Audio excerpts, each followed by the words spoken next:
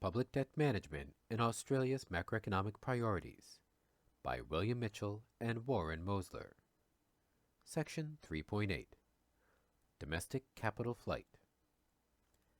The Treasury, 2002, also claims that without a CGS market, domestic investors will have to seek safe assets offshore.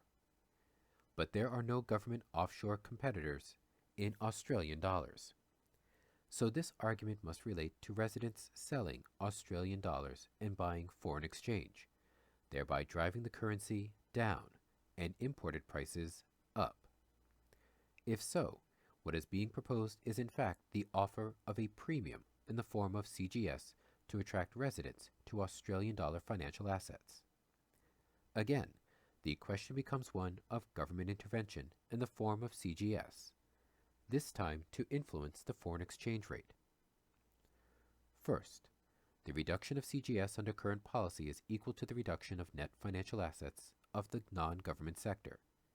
Therefore, at the macro level, the reduction in CGS outstanding reflects the reduction in net funds available to purchase CGS.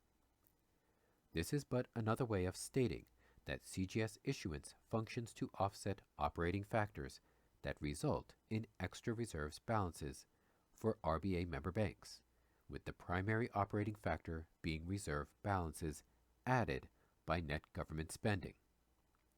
Thus, the reduction in CGS does not result, at the macro level, in what is conceived as excess funds looking for a home. Second, proposing that the existence of CGS will alter the exchange rate due to action by domestic investors is at best a very weak argument, since, as previously discussed, the Australian population has the option of insured deposits, which are direct substitutes for CGS. Third, the actual level of the Australian dollar has distributional effects within Australia, but does not alter the total real wealth of Australia.